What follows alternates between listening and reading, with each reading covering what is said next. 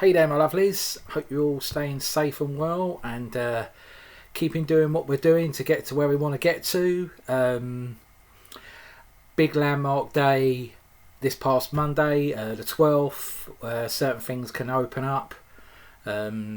People can get to the pub, but outside only. I think I must be showing my age. I was more excited about the fact that I could get to the barbers and get this barnet trimmed rather than get down the pub. I will go to the pub in due course, mainly just because I think our local pubs need the support to stop them going out of business. You know, the each community has their local pub, so I think we do need to get down there and support them. So I will book in my 90-minute slot in due course down the pub. But yeah, I was more excited about going to get my hair cut, to be truthful. So I must be getting old. Haircut over beer. Who'd have thought it, eh? A few things I just want to have a bit of a grumble about on here today. Recently, obviously, with the passing of the Duke of Edinburgh, there's been a lot of kind of things in the press to do with the royal family and the TV. So I just wanted to kind of give my kind of opinion on everything that's gone on. Completely understand the need to, you know, show something on the news or on the TV with some kind of, you know, acknowledging everything that he's done in his life. Completely understand that. But was it really necessary for 4 out of the 5 main terrestrial channels to completely take everything off their schedule and just literally keep going with documentaries and tributes and that to the Duke of Edinburgh for the whole of the day? And the irony was that people had to go at Channel 4 because they didn't do that. They kind of had an extended afternoon bulletin of the news, and then in the evening they extended their news to an hour and a half, but then carried on with their normal programming afterwards. And people got right on their case about it, saying it was disrespectful. And I'm thinking, if you've got Freeview or Sky or anything like that, there was about 8 or 9 channels that day that were just showing non-stop tributes to the Duke of Edinburgh. So if you really wanted to plonk yourself down on a sofa and just literally watch hours and hours and hours of documentaries and tributes and that about the Duke of Edinburgh, there was plenty of channels out there to do that. So what was the point of fucking moaning about one channel that didn't? It's just people just like to fucking moan about anything. The irony of this is, knowing how we know the Duke of Edinburgh was, he wouldn't have wanted everything stopped and cancelled just for him. He would have turned around and said, stop being so fucking stupid, everyone should just carry on as normal. He wouldn't have wanted everyone to put their lives on hold as a tribute to him. He wasn't that kind of guy. Now, I understand be respectful. I understand news bulletins running extended news bulletins and tributes, and a lot of the films they did show and a lot of the interviews they showed were pre-recorded. I don't know if you're all aware of this, but BBC and ITV and all the major news channels have already got pre-recorded and pre-set up videos to cover when the Duke of Edinburgh died, and when time comes and the Queen passes away, they've already got things good to go. I must admit, I'd find it a bit weird being asked to film my tribute to a relative when they die while they're still alive. I'd find that a little bit disconcerting, but the news channels have done that, so they were kind of good to go the minute they found out that Prince Philip had passed away. They had all their things that they could just literally broadcast straight away. But obviously people thought that 8 channels wasn't enough. There should be 9 or 10 channels, or every channel should stop what they were doing. Now, my case of point on this is, you can be respectful and show your respects without having to literally stop everything. You can be respectful and think about it. You can be respectful and maybe put a floral tribute somewhere. You can do a small act that shows your respect. There was no need, I don't think, that all the channels should have just literally said, right, we're not allowed to have normal TV. Everything's got to be about the Duke of Edinburgh. I don't get why that. You can only be respectful if you do it 24 hours a day.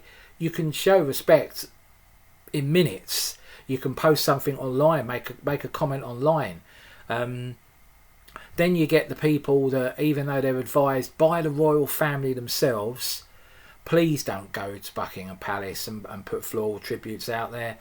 Donate the money that you would have spent on flowers to a charity that the Duke of Edinburgh supported. Brilliant, brilliant. Tell people to do that. Tell people not to go to Windsor Castle and lay flowers in tribute there. Use the money to go to donate to charity that was kind of supported by the Duke of Edinburgh. But do people fucking listen? No, they don't. So now we're going to get these scenes where people are going to be really pissed off that a big lorry turns up to move loads of floral tributes away. Well, you were fucking told not to do it. And they can't just stay there forever. They've got to be cleared away. I remember when Diana passed away, and there was literally thousands upon thousands of bouquets of flowers put outside Buckingham Palace and in parks across London, and the actual anger that people had when it was shown them all being collected up. Well, what are you meant to do with them? There's thousands of them there. They can't just stay there forever and mount up and just rot away like a compost heap. They've got to be cleared away. And the royal family have done their best to kind of say to people, we acknowledge that you want to be respectful, however, please don't come to any of the royal houses, and if you're going to make a tribute and you're going to spend money on it, donate that money to charity. Top marks for them for trying, but you know that some people, no matter what you tell them to do, they have to be different. They have to do what they want to do. So it was a bit of a shame with that. Also, people jumping on straight away, rather than just kind of acknowledge the guy's life, straight away there's people waiting with bated breath to how Harry and Meghan are going to respond to this, and then have the cheek, while they're all herded around waiting for him to make a statement. The minute he makes that fucking statement, they're on him. You should have said this, you shouldn't have said that. It'd be disrespectful if you turn up, it'd be disrespectful if you don't turn up to the funeral. The guy can't fucking win. People were waiting for him to say something, and then they start outpouring online, calling him all the names under the sun, because he made a very kind of official, non-personal statement. But however, a few days later he did follow it up with a personal statement saying about his grandpa and stuff like that. But no. People wanted him to outpour his grief, even though none of the other royal family had done that. Because he didn't do it, they all jumped on him. Now, I've got to be honest, I do think him and Meghan are getting an unfair kicking over this, to be honest. She's pregnant. Anyone who has been around pregnancy, if you've been pregnant yourself, if you've had a partner that's pregnant or family members are pregnant, it's not bullshit that once you become gone a certain way through your pregnancy, you're not allowed to fly. So that's why Meghan cannot come to London for the funeral, because she's pregnant and doctors have told her she can't fly. She's not been given permission to fly. But oh no, people have jumped on that. It's disrespectful that she hasn't turned up. No, there's a health issue that stopped her from turning up. However, if she hadn't have been pregnant and she had have turned up, all these people that are kicking off saying it's disrespectful she's not going, well, now going to fucking turn around and would have said it's disrespectful that she's gone.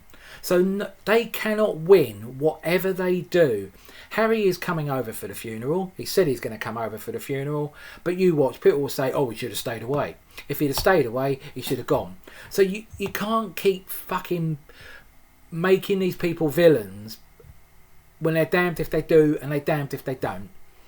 In all honesty,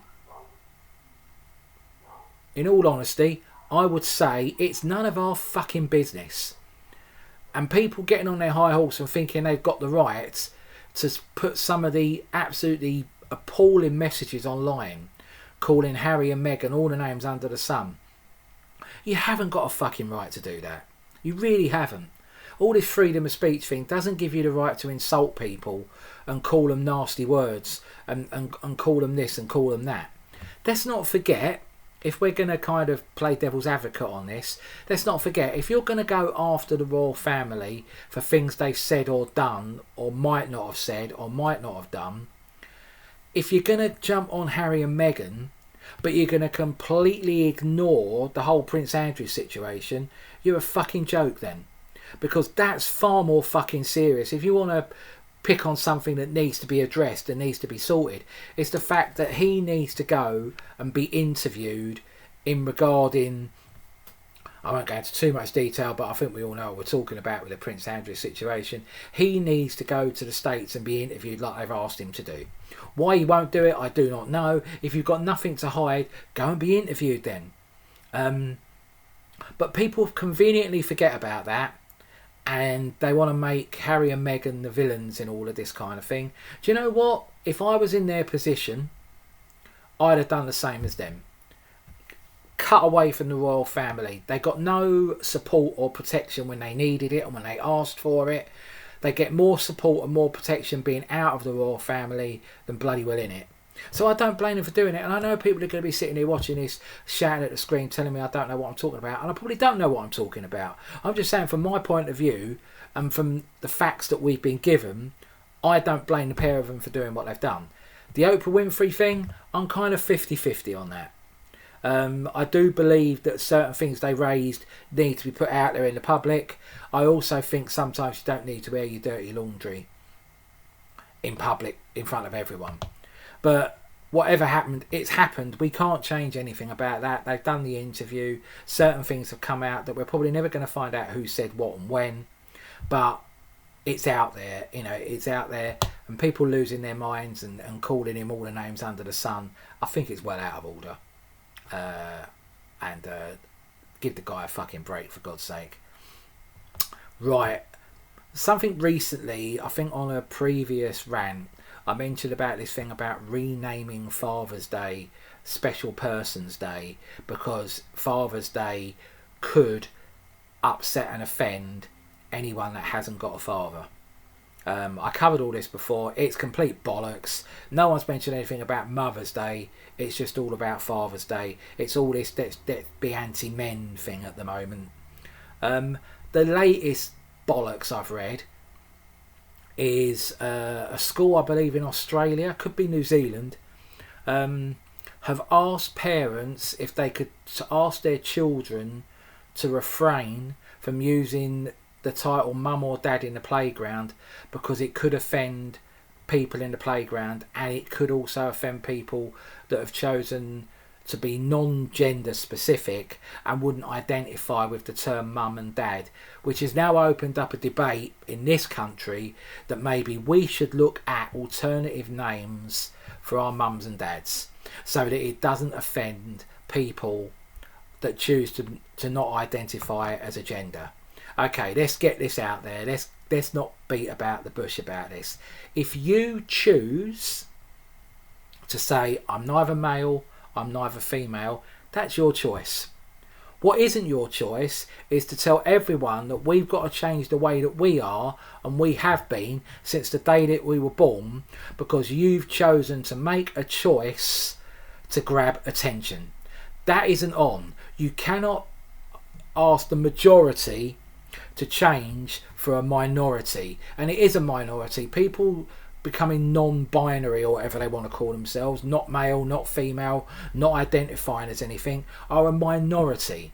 So you cannot say that if 80% of the population do still identify themselves as being male or female, or even more than that, even if it's 95% of the population that identify as being male or female, and 5% don't acknowledge that they're either and they want to call themselves non-binary, it's not for the 95 to turn around and change the way that they do things. It's up to the fucking 5% to fit in with what's already happening.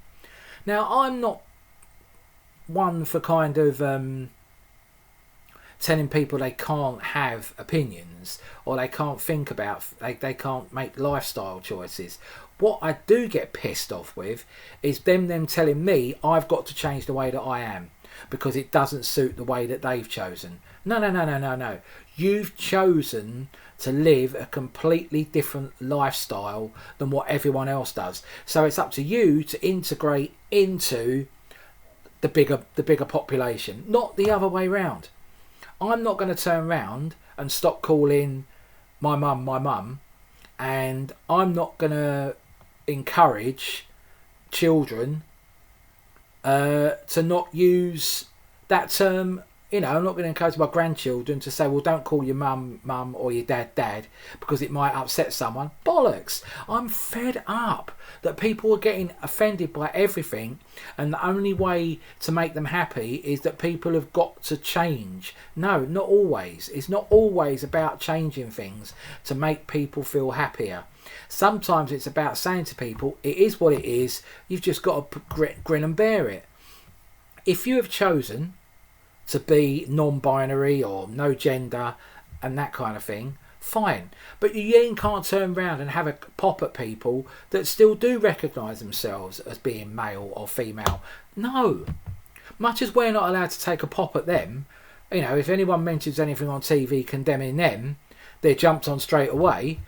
No. If we're being told we've got to make massive changes to the way that we live to encompass a small minority of people choosing to live the way that they live, it's not something that's been forced upon them.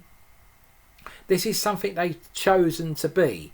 We're not talking about the same kind of issues around integrating people with disabilities into society, because most, in the majority, had no choice in the fact that they've got a disability. They haven't chosen to be disabled. They've just either been born that way or an accident or something has happened that has made them that way. That is completely different. If it's something beyond your control that you've had no choice over, then yes, we should be more accommodating, we should be more integrated, we should be more sympathetic.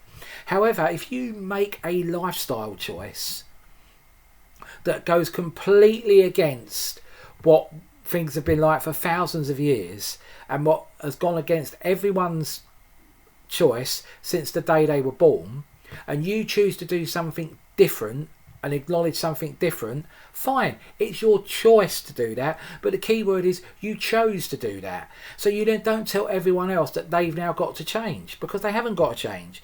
You've got to integrate yourself into everything. Okay, we might have to make slight allowances, and we might have to change official forms and stuff like that to accommodate it, but in regards to how we live and words that we use and terms that we use, I'm not fucking changing just because someone doesn't like it, because it's not offensive. Calling your mum or calling your dad isn't fucking offensive. It's not an offensive term.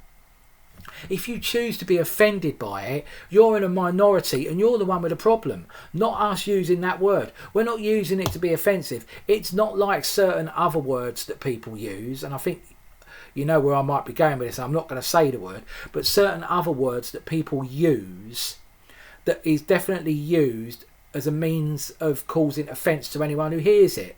Calling someone mum or mother or mummy or whatever, or dad, father, daddy, calling them anything along that line, well, you're not doing it in the hope that someone's listening and being offended. You're doing it because it's the people who brought you into the world, or the people who raised you, or the people who gave birth to you or created you. You're not doing it to fucking offend people. And it pisses me off that as soon as one little minority finds something offensive, everyone's got to change. No, we've got to stop this now. We've now got to say, yeah, we understand that we've got to make allowances. There's a key thing. Make allowances for these things, but we don't make changes. It pisses me off no end. This whole thing of we've got to change the way that we've lived thousands of years without a problem, and now people have decided to, you know, they don't recognise as being male or female. Let's be honest about this.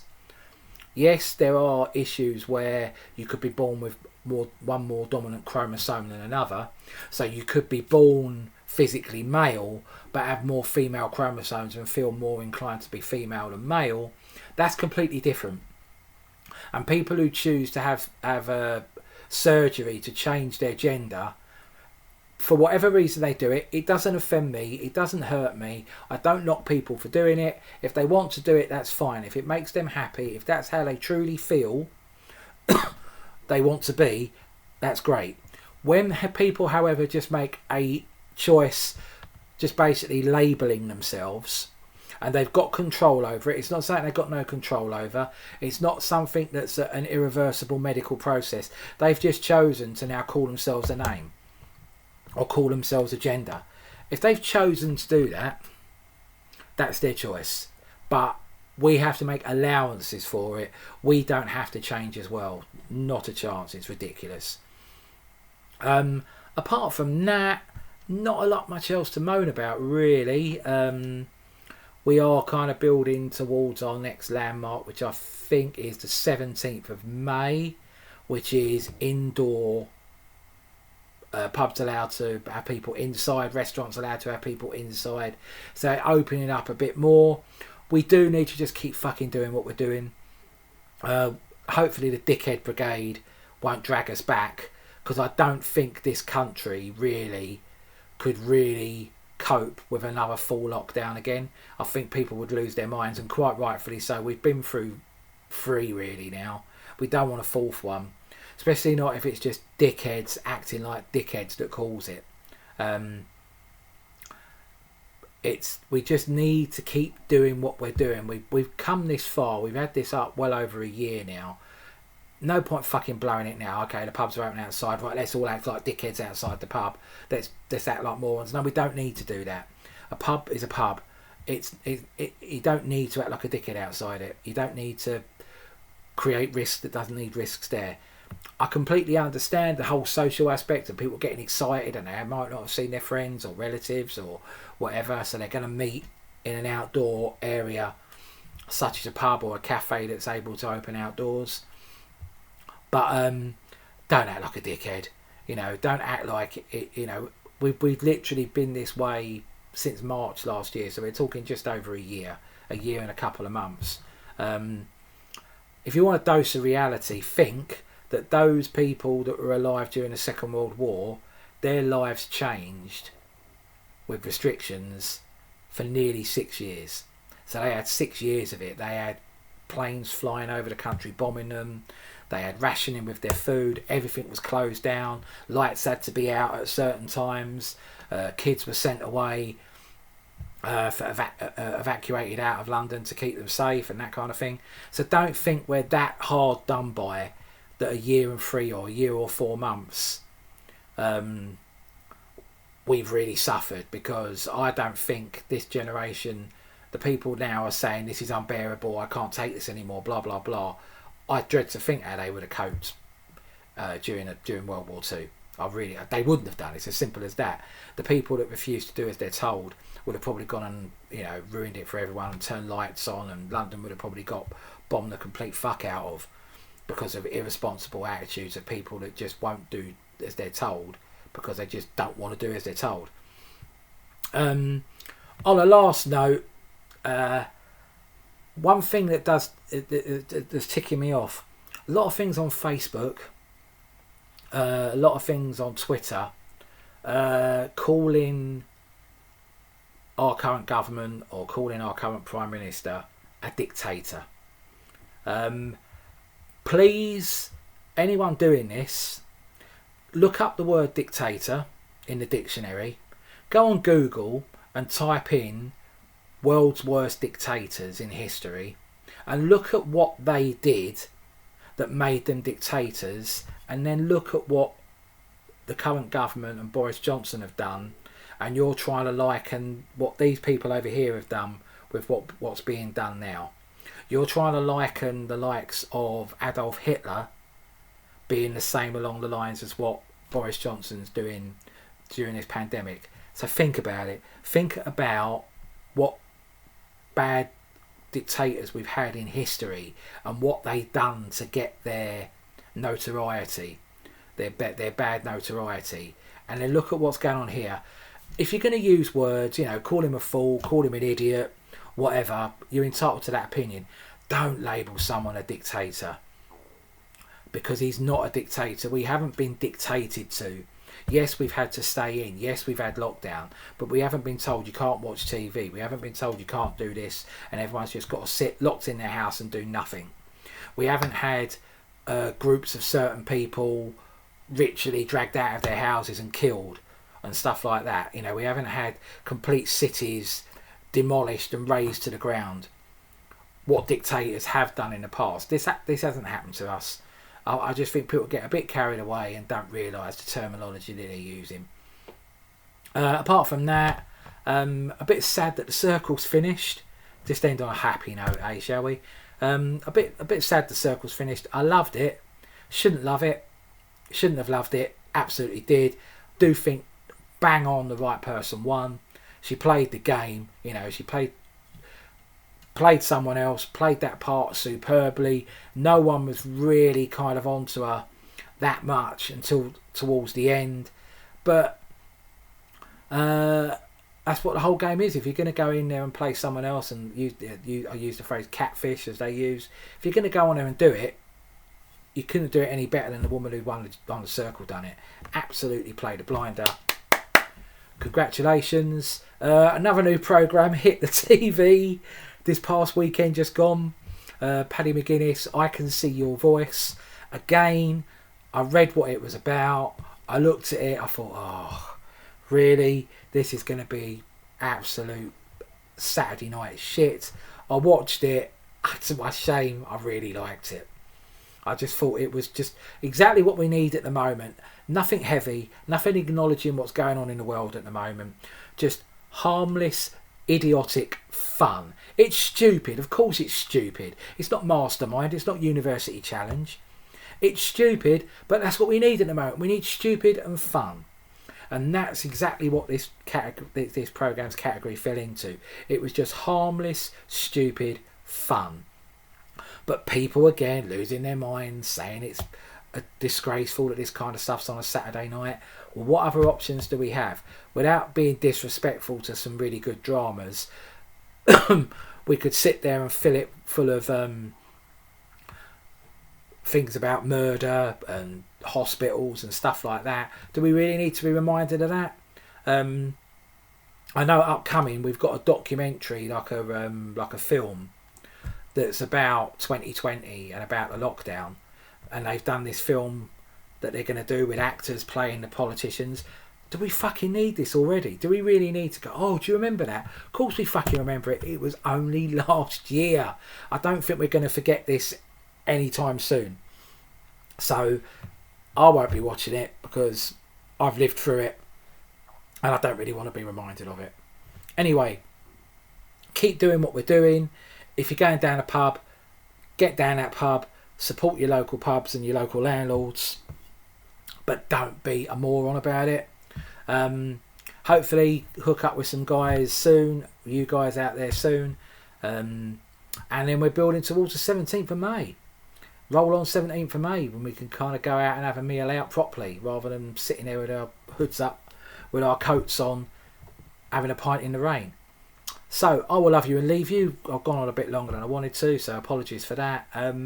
Look after each other, look after yourselves. I will see you very, very soon. So it's peace out, my lovelies.